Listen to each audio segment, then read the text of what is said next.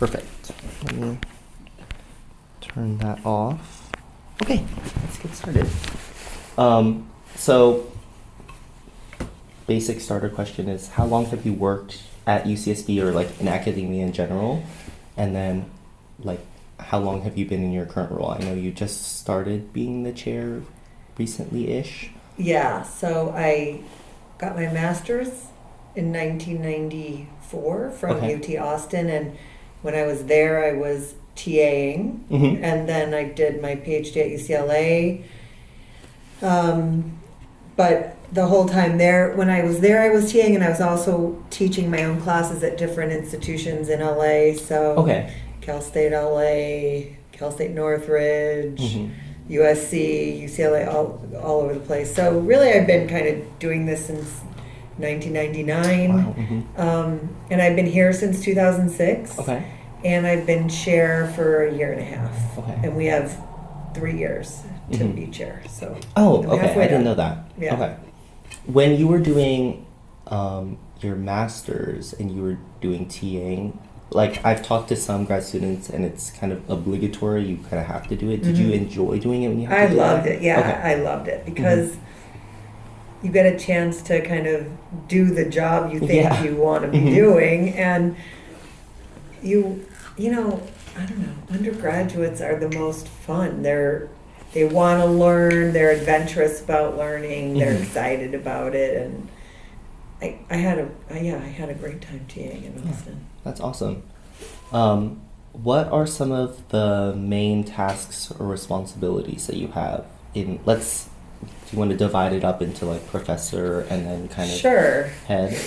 Yeah, I mean, as a professor, the students see us in the classroom, so you kind of just see us and think, okay, this is their job. But that's why I Mhm. wanted to talk to you guys about reading my work and how you Yeah, felt yeah, about yeah. it, Mhm. because I want you to understand professors are like multi-dimensional beings, and in addition to teaching, we are required to do research. Yeah. And professionalization kind of work, or professional development work, where we go to conferences and present Mhm. our work and that kind of thing. And we also mentor grad students and Mhm. undergrad students. I have one in our class that I'm doing a senior thesis with. Yeah, Geo? Yes, Yeah. Mhm. And then we also do service to the department, to the campus, to the UC at large, and to Wow. the profession. Mhm. So, for example, my service role now, I'm a chair, Sure. right? And Mhm. then at the university level, there are different committees that we're all on Mhm. that keep things going. Yeah. I'm also on the board of UC Press, which is a service to Oh, okay. the UC itself, and then to the profession. We all have different roles we fulfill in scholarly societies. We review books, we review Wow. paper, peer review papers to decide whether they should be published or not. Mhm. It's a giant machine that we're all part There's of. lots going on. Lots going on. And that's just my job as a professor. Yeah. And then the chair job is kind of like a whole other full-time job where I'm leading the department for the staff, which you guys might think about, you might not. I know you think about Amy, Yeah. who's the The main undergrad interface advisor. between, Yeah, we have a grad advisor. We Mhm. have Keith down in the Yeah, in the the sound sound stage. We have all kinds of staff for the grad students, for you guys, and Mhm. for the faculty. Okay. And so you deal with issues related to all of those different constituents, and making sure everything is working and everybody is happy, everybody's getting what they need, and that is a big Yeah. job. And it's like, I feel like I talk to professors, or professors always are like, okay, make sure to say like what class you're in my inbox. Yes. And I never really thought that. Yeah, I mean, Like- I probably get 200 emails a day. That's crazy. And that everybody expects them to be Mhm, answered now. yeah. And so sometimes they're like, hey, Professor Holt, and they just asked me a random question. I'm like, wait, who Who are you? are you? And how do I know you and what's happening? No. Yeah, I understand. Sometimes I teach classes of 300 people. Yeah, and like 70. And, yes, so it is. That's why I love this seminar, because I get to know you guys, who you are. You could say, hi, it's Ryan, and I will know exactly who you are. But it's a lot of jobs to do. Even just being a professor is a lot of jobs to do at once, a lot of hats to wear. Then when you add the chair job on it, it's a very lot. Yeah, I can't imagine. That's crazy. So, kind of talking about how were you assigned the role of chair? Or, like, how did that process in work? our department, it works differently in different departments. In our department, it kind of rotates, and it just kind of became my time. Sure. And usually it should be done by a full professor, and there are different levels of professors. The assistant professors are professors that don't yet have tenure. We talked a little bit about tenure in class. And then once you have tenure, you're called an associate professor, and you kind of move up the ladder by having successful teaching, by doing research that gets published, by doing all the components of your job. You get reviewed every 2 or 3 years. And then if you publish another book in the humanities, it works different in the different disciplines, you can be promoted, in addition to other articles, you can be promoted to full professor. Okay. And so you kind of, yeah. and you kind of shouldn't be chair until you're full professor, because being in this office kind of prevents you from being able to do a lot of productive research, because you're so busy with this job, and it hinders your promotion. And so usually people aren't chair until they're full professor. Okay, interesting. And then, do you think becoming chair like affected your work week in any way? Like, how does that? Oh yeah, I don't. I have not had time to do the research that I want to do. That part is frustrating, because we're active researchers in this department, and we have, especially once you publish a book, that's like you get a project done that you've been working on for so long. You're so excited to do all these other things, and you don't really have time. But I'm trying to find the time. Like when you talk about work-life balance, you have to just say, on Sunday, I'm not going to do anything other than my own research. But that doesn't usually, there's so many fires burning that you don't always get to do that.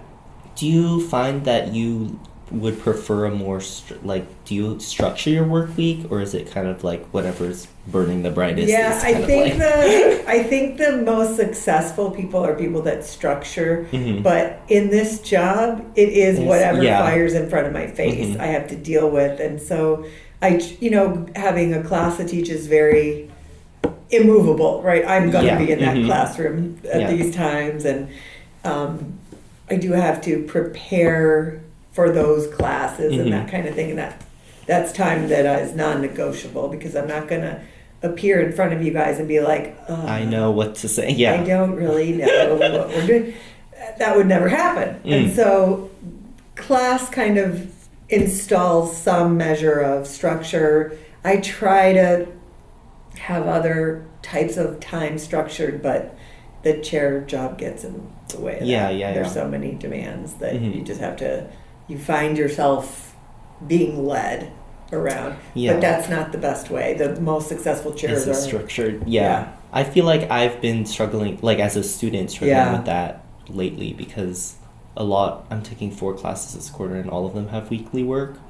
And so I'm like, did I do this? And they're all like discussion posts, 2 a week, 1 a week. Thursday, Tuesday, Wednesday due. What's going on? I know. Where am I? I like plot out the things I know I have to do. I put them on my calendar, so I try to schedule the time I'm going to work on certain things. And that helps when you're super busy like that. But time management is so much more important now than almost ever, because we're busier than ever. No, it's such a skill that is so necessary. I'm such a Google Calendar. Oh, good. Like, I'm always on there. That's great. And it's it's good and bad, because as a senior, I want to see everyone before I go away. So I'm like, let's hang out. Oh, okay, so that means I have no time to do my readings. oh, so what's going on? And then it just becomes, I feel like a lot of my generation, like the like recent post grads and stuff, are posting a lot about like, oh, it's such a bummer that we have to schedule hanging out. Like, because I feel like, especially the people who had high school in COVID, Yeah.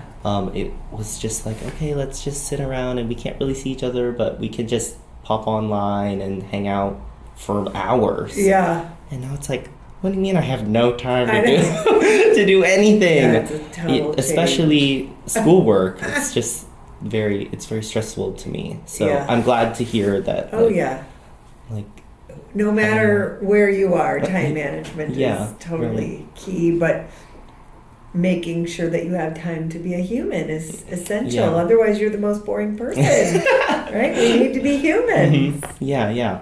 Kind of flipping back to more of how you got into teaching. How did you get into grad school? Was it kind of like a post undergrad grad, and then you kept going? No, Or- I took time. I went and worked in the industry for a Mhm. while. I worked at CBS in New York, and I Okay. did a bunch of freelance production. And working in the business made me see kind of how unhappy people were.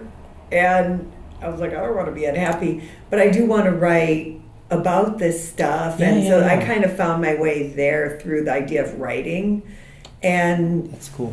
yeah, and then I did I went back and did my MA, and then I owned a dog walking business after that because I Awesome. wanted to recover financially and like Yeah. mentally. I just couldn't go straight through. Hmm. And I made tons and tons of money Love. and traveled and had the best So cool. time and like got my head on straight Mhm. and then went to do my PhD. And then once you do your PhD, you're kind of in it. And Yeah. that's that. Mhm. But I don't know that when I was an undergrad, I certainly didn't imagine myself going to grad school. Yeah. I just imagined myself going to work for the media That's industries. kind of how I feel. Right And now. so it was not in the plan. Mm. So I think it's good when you're in your 20s to not be so rigid about the plan because Yeah. things change and you learn things by trying and Hmm.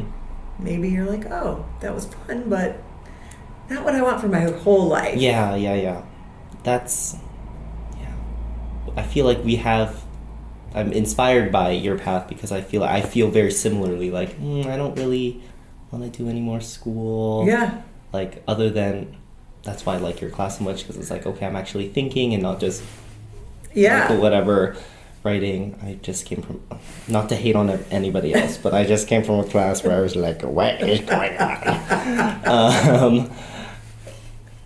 What is your favorite part of your role? Like, Oh, my favorite part by far is working with undergrads. mhm. I love big, huge undergrad classes, seminars. They're just, I get super energized by you guys. I learn about what matters Mhm. by you guys. I feel connected to the work more, even the subject matter, because Yeah. I understand it more through your eyes than Mhm. how I understand it. And I definitely love teaching undergrads, and I do like writing, but writing is painful. Mhm. It is so challenging, and I feel like the more you know, the harder it gets because you know all the stuff you don't know, and then you know all the Yes. stuff that you do know, and you're Mhm. like, but what about the 500 things I haven't read? And Yeah. it just gets harder and harder as you ascend the ranks and learn more. Mhm. So you kind of torture yourself more, which is Yeah. messed up. But so it is like, did you ever see oh God, what's it called? The Nicolas Cage movie where he plays twins that are writers. Ooh, I haven't. Adaptation. I haven't. You have to. Okay. You have to. It's so amazing. And Let me write it down. yes. Oh my God, it's so funny.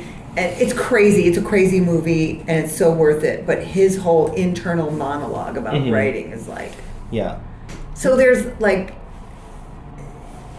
that masochistic element, I guess. If it's Mhm. torture and you love it, there's something Mhm. about you but it is so fulfilling and Mhm. cool. to be able to do. And produce something. Yeah, but that's why I like to get in the classroom where I can connect it to humans and hear what they think and make it come alive in ways that it doesn't when you're sitting there by yourself. So Yeah, like how do you feel?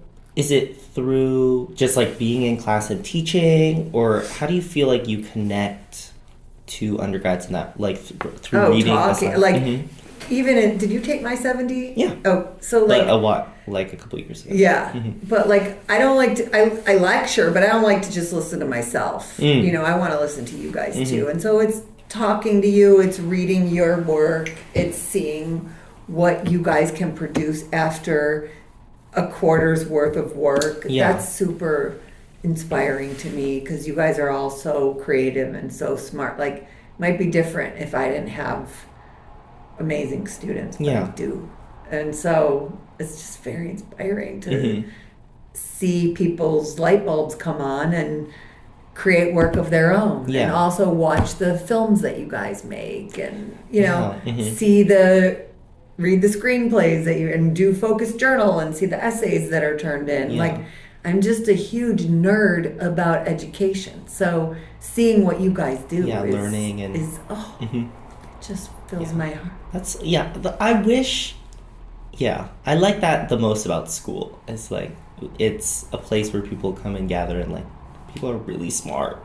Yeah, and I want to learn everything. I mean, I'm that nerdy person. So that's awesome. Like, I don't know, there was a time when maybe I was a kid, maybe I was like 10 years old, and I realized I was never going to be able to read every book in the world that was ever written. That was so devastating to me. But I've been trying ever since to like read as much as I can about everything, and to have a job where it's your job to learn is that's a the lot of best. blessing. Yeah, that's awesome. There's nothing better for you know, nerds like academics. That's awesome. Let's switch more into like the communication aspect. Are you like satisfied with how you communicate with your students? I think you do a really good job at kind of communicate. Like in both 70 and this class, I feel like we're talking about very complex societal issues, but in a way that I understand and like can speak on. But maybe for you personally in class, are there any... I mean, I just wish I had class that lasted all day. I feel like we're out of there in an hour and 15 minutes and we are just getting started. Yeah. But it's also great that we never leave because there's nothing to do. So I feel good about how things are going. I'd rather kind of fall behind but cover things and have people talking. And the mark of a successful seminar is when everyone is talking, not just me. Yeah. I'm sure you've been, I don't know if you said this is your first seminar, but there are seminars where... Sections and stuff. Sections where like no one's talking. Yeah, and even lectures too. Yeah, that's like, kind of death. I want everyone talking because then it means everyone's engaged. Yeah. So when that happens, I'm happy. And I feel like I teach I think all professors think this, but I feel like I teach such interesting things that it's easy to get people engaged because the stuff is so cool. I'm not teaching what I would consider to be boring. I won't like call out any subjects. I can think of some, but I agree with. I think we're kind of we could say it in our heads. In our heads. Yeah. What about like working as kind of an administrator? Is there like you mentioned the emails is tiring and troublesome. Okay, every professor has like 4 boxes of their life. There's like the teaching, the research, the administrative stuff, and then their own life. Home life, sure. Like whatever it is. Yeah. There's only room for 3, right? This is what I've been saying. It's so easy to see which one. If you just look at any professor, it's pretty easy to see which one they've cut out. Like, oh, you're here until 9 o'clock every night. You never go home. You have no life. Or, oh, you're a horrible teacher. You must really love writing and have a home life. You know, it's pretty easy. And for me, the administrative stuff I have to do it, but I have no feeling like I'm dead inside for it. And Yeah. there are all kinds of people who love it, Mm-hmm. and who find it a way to create change, or Yeah. a way to empower other people, or a Mhm. way to empower themselves. I just have like a critique of institutional politics that prevents me from loving it. Yeah. So I would rather pour my whole heart and soul into my students and into my writing, and then have a good time when I'm not doing Yeah. those two things. Mm-hmm. Do you feel like as this administration box has kind of been dumped on your desk, Yes. what box do you feel like has been kind of emptied Oh, good to question. displace? My research, Mm. I have had to stop doing that because it takes so much focus, concentrated time, which is really sad. Like Mhm. if you ask me what where my talents are, it's definitely not in being an administrator. It's in being a writer and a thinker. And Mhm. so I'm learning a lot on this job. I'm learning a lot, and I am fighting for my department in all kinds of areas, which is, I don't know, it's important to do, and I feel very much committed to the whole idea of being a team player. Mhm. If your number's up, and you do the job, and you do it to Yeah. the best of your ability, and there's something to be said for that, and you do learn from stuff that you don't necessarily want to do. Yeah. But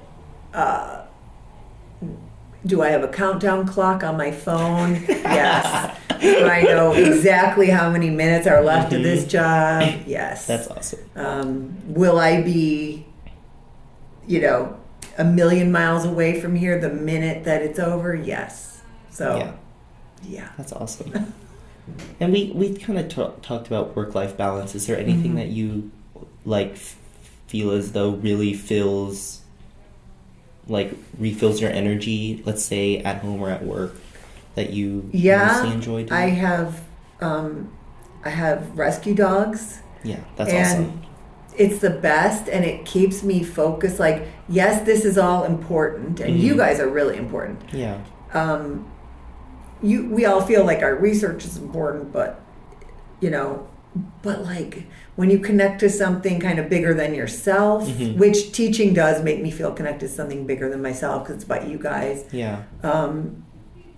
It kind of helps put perspective on your world, and helping to rescue dogs helps give my life even more meaning, I feel like. And just, I don't know, the more like love we create in the world, the better the world is. And I just feel that happen through the doggies. And my dream is when I retire, I want to have a senior dog rescue ranch. Yeah, you mentioned in class. And I just want to go in and get the oldest dogs from the shelters and just so let they can them hang out. hang and live. And Yeah. I'd really like, I feel like I've gotten all this experience writing for grants, so maybe I could write grants for that and make partnerships with like the wineries and different institutions in the valley, and so we could have like movie nights that also draw on my movie expertise, and even my students could curate the screenings. I love this plan. And then you could have like fundraising, so then you could adopt a dog for the night, right? And you get to sit with them and watch the movie and drink wine and eat good food and raise money for the dog. That sounds awesome. I know. Yeah.